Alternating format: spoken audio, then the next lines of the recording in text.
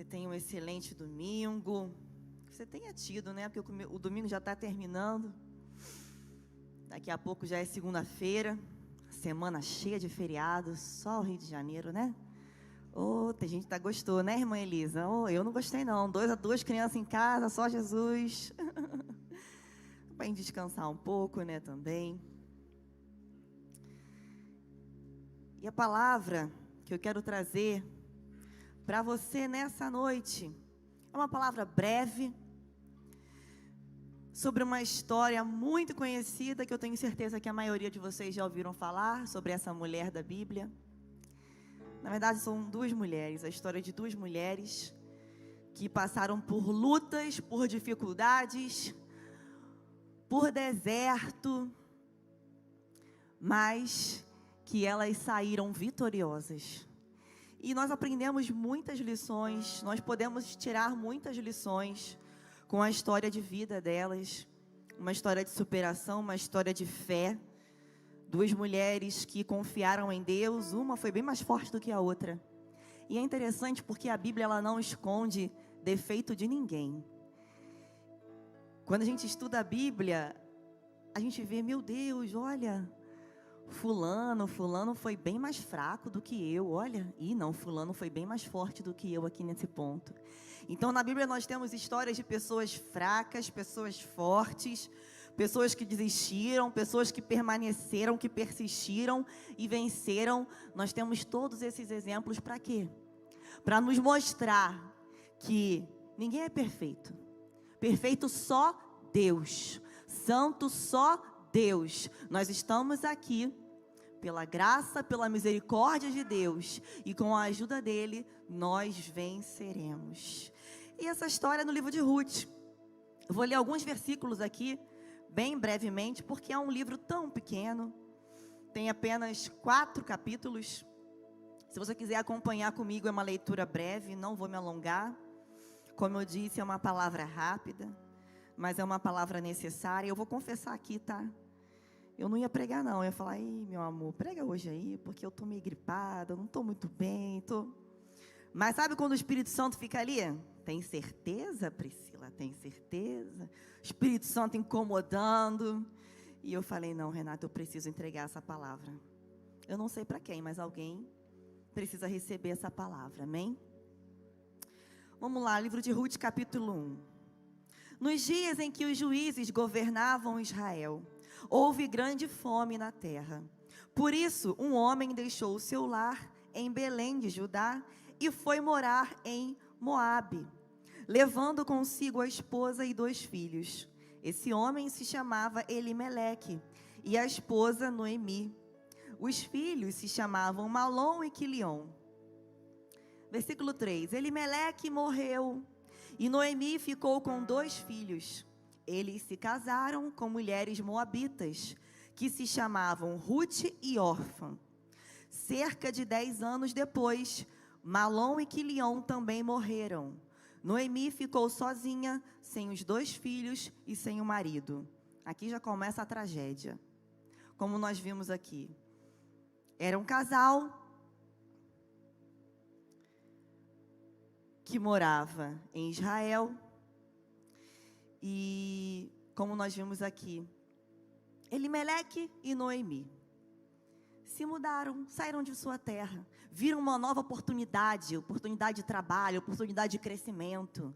Vamos tentar, vamos desbravar. E saíram de sua terra e foram para Moabe. E a Bíblia conta que Elimeleque faleceu. Que tragédia Noemi começou a viver. E logo depois, os seus 2 filhos. E Noemi começa a sua jornada com uma tragédia, depois 2, 3 tragédias. E aqui a gente começa a se enxergar na vida de Noemi. Porque todo mundo tem problema, não é verdade? Mas muitas vezes, de novo, meu Deus, eu estou acabando de superar essa dor, eu estou acabando de superar esse problema, aparece outro. Aí quando a gente começa a entender, começa a se reerguer, vem outro. Muitas vezes acontece assim na minha e na sua vida. Um problema, depois outro, depois outro, depois outra notícia ruim. E foi assim na vida de Noemi. Versículo 6. Noemi soube em Moabe que o Senhor havia abençoado o seu povo, dando-lhe boas colheitas. Então Noemi e suas noras se prepararam para deixar Moabe. Ela partiu com suas noras do lugar onde havia morado e seguiram para a terra de Judá. A certa altura, porém, Noemi disse às noras: voltem para a casa de suas mães. Que o Senhor as recompense pelo amor que demonstraram por seus maridos e por mim. Que o Senhor as abençoe com segurança de um novo casamento. Então, Deus deu-lhes um beijo de despedida e as três começaram a chorar em alta voz. Não, disseram elas, queremos ir com você para o seu povo. Noemi, porém, respondeu: voltem, minhas filhas, por que vocês viriam comigo? Acaso eu ainda poderia dar à luz outros filhos que cresceriam e se tornariam seus maridos? Não. Voltem para as suas famílias, para as suas casas. Versículo 16. Ruth respondeu: não insista comigo para deixá-la e voltar. Aonde você for, irei. Onde você viver, lá viverei. O seu povo será o meu povo e o seu Deus o meu Deus. Onde você morrer, ali morrerei e serei sepultada. Que o Senhor me castigue severamente se eu permitir que qualquer coisa, a não ser a morte, nos separe. Capítulo 2, versículo 1. Havia em Belém um homem rico e respeitado chamado Boaz. Ele era parente de Elimeleque, o marido de Noemi. Certo dia, Ruth, a moabita, disse a Noemi: deixe-me ir ao campo ver se alguém, em sua bondade, me permite recolher as espigas de cereal que sobrarem. Versículo 8. Boaz foi até Ruth e disse: ouça, minha filha, quando for colher espigas, fique conosco. Não vá a nenhum outro campo. Acompanhe as moças que trabalham para mim. Observe em que parte do campo estão colhendo e vá atrás delas. Avisei aos homens para não a tratarem mal. E quando tiver sede, sirva-se da água que os servos tirarem do poço. Capítulo 3, versículo 1. Certo dia, Noemi disse a Ruth: minha filha, é hora de eu encontrar para você um lugar seguro e feliz. Esse Boaz, senhor das moças com quem você trabalhou, é nosso parente próximo. Hoje à noite ele estará na eira onde se debulha a cevada. Faça o que lhe direi, tome banho, perfume-se e vista a sua melhor roupa. Depois vá até lá, mas não deixe que Boaz a veja enquanto ele não estiver terminado de comer e beber. Capítulo 4 e último. Boaz foi à porta da cidade e sentou-se ali. Nesse momento ia passando o parente resgatador que ele havia mencionado. Vou pular lá para o versículo 13. Boaz levou Ruth para a casa dele e ela se tornou a sua esposa. Quando Boaz teve relações com ela, o Senhor permitiu que ela engravidasse e ela deu luz a um filho. Então as mulheres da cidade disseram a Noemi: louvado seja o Senhor, que hoje proveu um resgatador para a sua família. Que este menino seja famoso em Israel. Que ele restaure o seu vigor e cuide de você na sua velhice. Pois ele é filho de sua nora, que a ama e que tem sido melhor para você do que 7 filhos. Noemi pegou o bebê, aninhou junto ao peito e passou a cuidar dele como se fosse o seu filho. As mulheres da vizinhança disseram: Noemi tem um filho outra vez. E lhe deram o nome de Obed. Ele é o pai de Jessé, pai de Davi. Versículo 22 e último. Obed gerou Jessé e Jessé gerou Davi. E a gente conclui que Obed, o filho de Ruth, o neto de Noemi, ele entrou para a genealogia de Jesus. E nessa história de tragédia, de persistência e de vitória, eu tirei 3 lições aqui para a gente poder refletir sobre ela. Noemi, casada com Elimeleque, como eu disse aqui, né? Vamos fazer uma retrospectiva dessa história aqui bem rapidinho. Se mudaram para Moabe, tiveram filhos, os seus filhos se casaram, morreu o marido, morreu os 2 filhos, ficaram as 3 mulheres, Noemi, Ruth e Orfa. E naquele tempo, quando Noemi disse para Ruth e Orfa, volta para sua casa, volta para sua família, automaticamente elas estariam abandonando a sua fé, sabia disso? Elas não poderiam, eu vou voltar então para minha casa, vou casar novamente, vou continuar temente a Deus, acreditando em Deus. Não. Se Ruth tivesse voltado para sua família, assim como o órfão voltou, que a gente viu aqui na história, Ruth abandonaria não somente Noemi, mas abandonaria Deus. Por quê? Porque lá em Moabe, lá nas famílias daquelas jovens, eles tinham outros deuses. Eles praticavam outra fé. Então, se aquelas jovens voltassem para as suas famílias, elas estariam abandonando não somente Noemi, mas abandonando a Deus. E aqui eu aprendo uma lição com Ruth. A minha fé, a sua fé é inegociável. Diante do problema, diante da luta, diante da notícia ruim, a sua fé é inegociável. Assim como foi com Ruth. Ruth poderia ter abandonado a fé dela. Que isso, perdi meu marido, eu nova, nem filho tenho. Que Deus é esse que tirou meu marido de mim? O que eu fiz para merecer isso?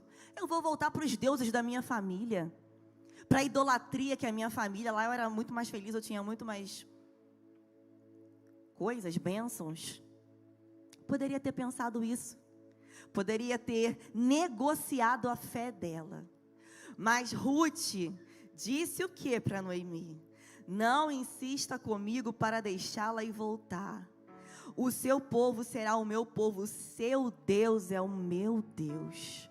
A fé de Ruth era inegociável diante das tragédias, diante das notícias ruins. E assim deve ser a minha e a sua fé.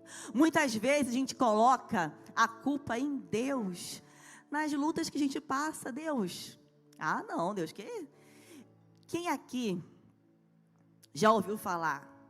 Como é que Deus existe diante de tanta violência nesse mundo? Só eu que ouvi isso? Várias pessoas falam isso. Se Deus existisse, principalmente quem é ateu, se Deus existisse, não aconteceria tanta maldade igual acontece hoje. Tantas crianças sofrendo, tantas pessoas morrendo injustamente. Como que Deus existe e permite que isso aconteça? Sabe como? Por causa do pecado. Lá no Jardim do Éden, quando Adão e Eva pecaram contra Deus, desobedecendo a ordem que Deus deu, entrou o pecado no mundo. E desde então, o ser humano, ele nasce com uma desorganização, uma desordem dentro dele. Olha que interessante. Como a Bíblia, ela tem respaldo, ela tem resposta para tudo. Para a glória de Deus, comecei a fazer psicologia, né? Então, no primeiro período, comecei agora. E eu achei tão interessante, a professora estava explicando assim. Era uma palestra introdutória, e ela estava falando sobre bullying, sobre a maldade do ser humano. E ela estava explicando, e conforme ela ia falando, eu ia compreendendo, mas à luz da Bíblia. Falei assim, por isso que a Bíblia fala sobre isso. Por isso que a Bíblia... Olha que interessante. Ela foi justificar a maldade humana segundo a psicologia. Olha o que ela disse. Porque todos nós temos dentro de nós algo de ruim. Então, por isso que sempre vai acontecer assassinatos, sempre vai acontecer roubos, sempre vai acontecer essa maldade, o tal, né, das crianças fazendo bullying dentro das escolas, independente das idades ainda, mesmo pequenos. E ela foi justificando a maldade do ser humano como algo, vamos dizer assim, da nossa natureza, que tem a ver com uma ganância, que tem a ver com um desejo de crescer, mesmo prejudicando alguém, que tem a ver com uma sociopatia, vamos dizer assim, que todo mundo tem um pedacinho de doença, vamos dizer assim, a doença do mal dentro de si. E o que a Bíblia diz aqui? Que lá no Jardim do Éden, quando eles pecaram, quando eles desobedeceram a ordem de Deus, o pecado entrou no mundo. E por isso, nós precisamos da graça e da misericórdia de Deus. Porque todos nós nascemos com a raizinha do pecado dentro da gente. Todos nós. Por que Jesus Cristo teve que se entregar na cruz do Calvário? Por causa do pecado lá no Jardim do Éden.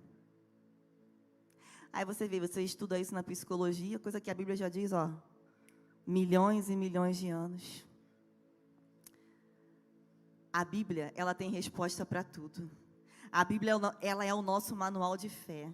E a Bíblia é onde nós baseamos a nossa fé, que ela é inegociável. Inegociável. Meu irmão, não negocie a sua fé. Você pode estar passando pela maior luta, pela maior prova, pela maior dor que você já passou na sua vida, mas não negocie a sua fé. O que é negociar a fé? Duvidar que Deus pode te livrar, duvidar que Deus pode te curar, duvidar que Deus pode agir no seu problema. O que é negociar a sua fé? Desanimar de vir para a igreja. Ah, não vou mais para a igreja não. Ah, vou ficar, eu acredito em Deus, mas eu vou ficar na minha casa. Não negocie a sua fé.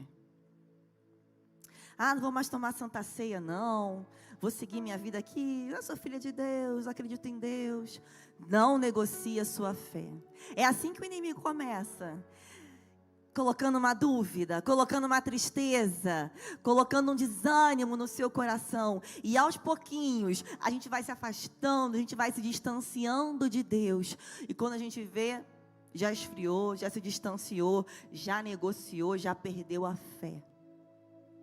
Não negocie a sua fé diante de dor, diante de tristeza e até diante de alegria, tá? Porque muitas vezes a gente recebe uma bênção tão grande, fica tão entretido, tão feliz com aquela bênção, e que até esquece, não tem tempo de ir para a igreja, é muito trabalho, é muita coisa para administrar, são muitos compromissos, e acaba perdendo, deixando de priorizar a igreja, priorizar Deus, o seu tempo com Deus, seu tempo de oração, seu tempo de leitura da Bíblia. Não negocie a sua fé diante dos problemas, diante das alegrias. Não negocie a sua fé. E a segunda lição que eu aprendo aqui, Ruth não desistiu, permaneceu com Noemi. Órfã voltou para sua família, voltou para sua religião, para sua fé antiga, mas Ruth continuou.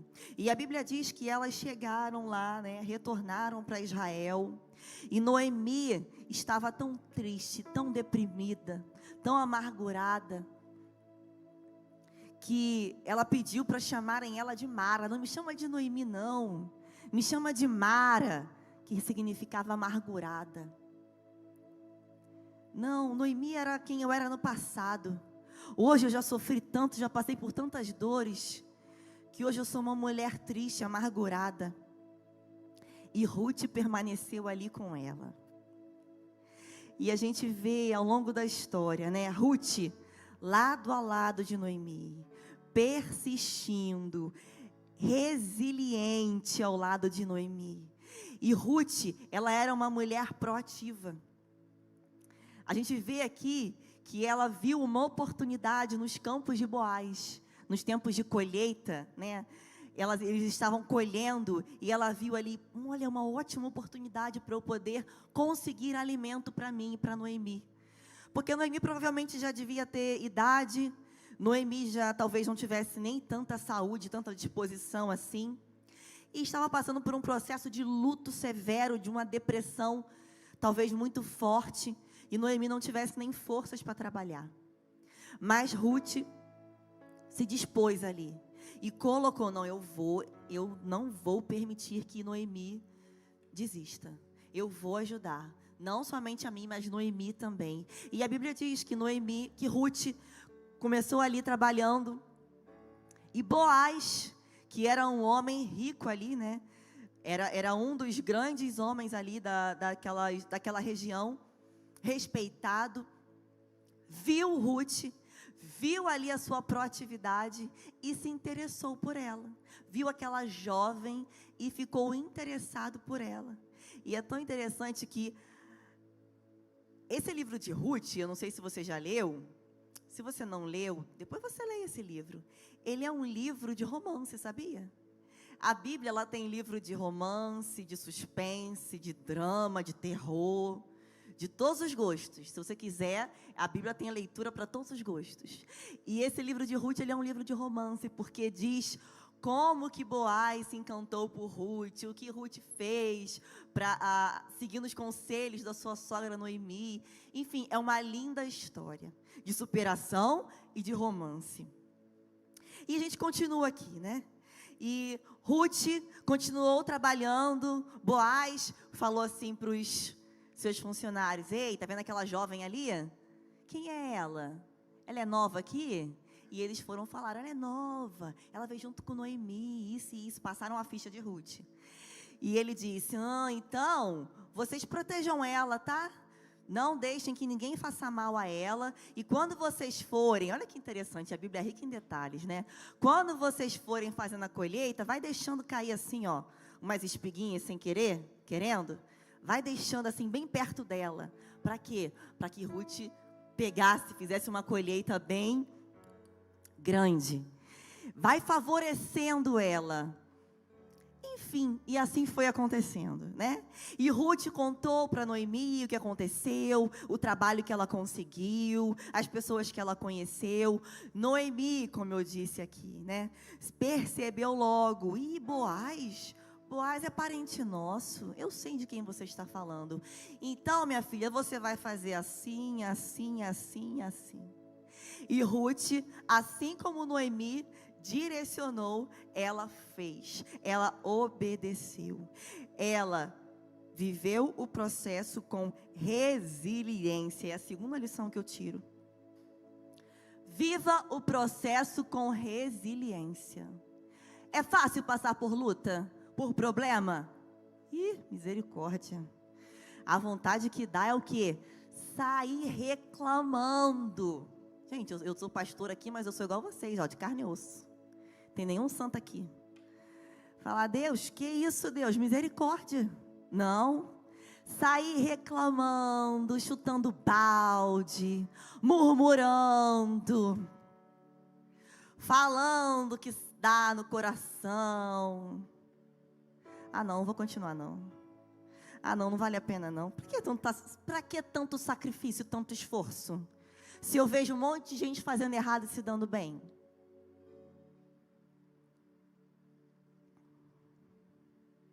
Viva o processo com resiliência, vale a pena. Se Ruth tivesse desistido igual órfã. Se Ruth tivesse desistido igual órfã, vou voltar para minha família igual órfã fez, órfã voltou. Vou voltar também. Vou nada, vou seguir Noemi, não sei nem se eu vou passar fome, o que eu vou enfrentar lá em Israel, nunca fui naquela terra. Vou fazer igual órfã. Ruth permaneceu resiliente. Ruth não negociou a sua fé. Ruth permaneceu. Ela foi vivendo o processo. O processo era dolorido, mas ela permaneceu. O processo era difícil, mas ela permaneceu com resiliência. E assim, eu e você também devemos permanecer. Não é fácil, não é, mas vale a pena. A vitória, você vai ver lá na frente. Vale a pena não reclamar, vale a pena não murmurar, vale a pena obedecer, vale a pena negar as nossas vontades e obedecer à vontade de Deus, da palavra dele para nós. Vale a pena. Viva o processo com resiliência, conforme Noemi foi conduzindo, instruindo Ruth, ela foi obedecendo. E em terceiro e último lugar, muitas vezes, como eu disse aqui, né? a gente não consegue entender. Poxa, Deus, eu obedeço a sua palavra, Senhor. Poxa, Senhor, por que essa bênção não chegou ainda?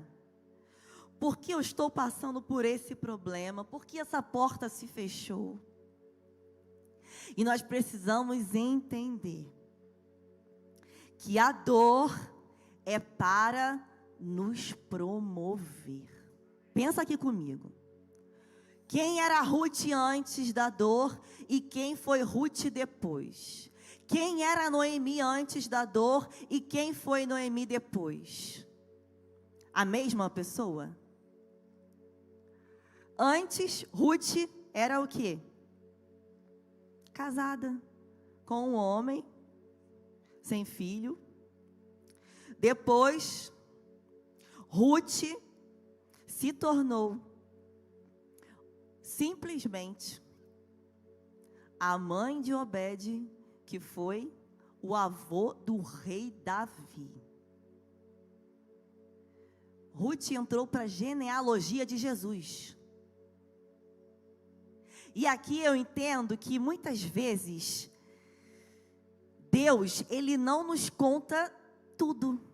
Sabe quando às vezes, meu Deus, que silêncio difícil, Jesus. A gente está passando por um processo difícil de dor. E aquele silêncio, sabe aquele silêncio ensurdecedor? Imagina se Deus chegasse para Ruth e falasse assim: olha só, minha filha, você vai ficar viúva, você vai passar fome, vai ter que trabalhar, vai ter que se mudar para outra terra que você não conhece, mas lá na frente eu vou te promover assim, assim, assim, assado. Ruth poderia: não, Deus, não quero essa bênção não, obrigada, não, estou muito bem aqui, não precisa. Muitas vezes Deus nos mostra, vamos dizer assim, a pontinha da promessa. Deus entrega para a gente, coloca no nosso coração, a pontinha da promessa que Ele tem para a gente. Mas o processo, Ele não mostra. Porque se Ele mostrar, eu e você, a gente desiste. Pode ter certeza disso. Pode ter certeza disso.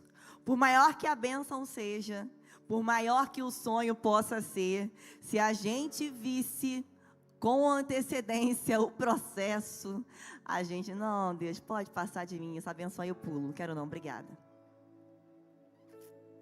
E muitas vezes, é por isso que a gente não consegue compreender esse silêncio ensurdecedor. Deus, por que eu estou passando por esse processo? Deus, por que eu preciso ser resiliente nessa situação? Porque Ele tem uma bênção para você. Ele tem promoção para a sua vida. Ele quer te promover no mundo espiritual. Ele quer promover a sua fé. Ele quer promover o seu nível de intimidade com Ele, de dependência dEle. Mas para isso existe um processo. Existe uma prova. Se você está passando por um momento difícil, um momento de dor, um processo de resiliência, que exige a sua resiliência, saiba que é uma prova. Quem aqui já fez prova na escola? Sem colar, irmãos. Misericórdia. E hoje, só Jesus, né? Hoje as escolas estão sendo diferentes. Antigamente, né? Eu não colava não, mas quem colava... posso mentir não, Jesus, misericórdia.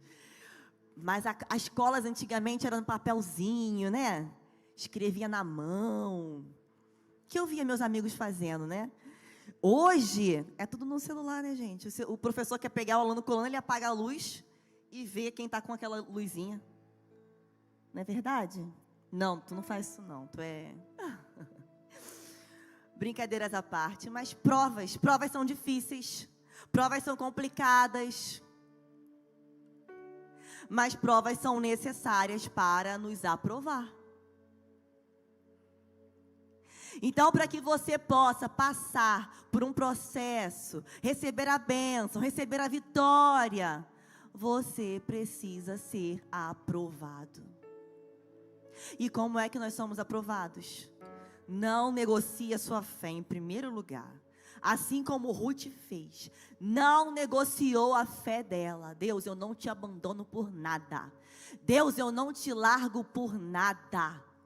Deus, eu não duvido do teu poder por nada. O diagnóstico hoje que o médico me deu é esse, mas eu confio na tua palavra.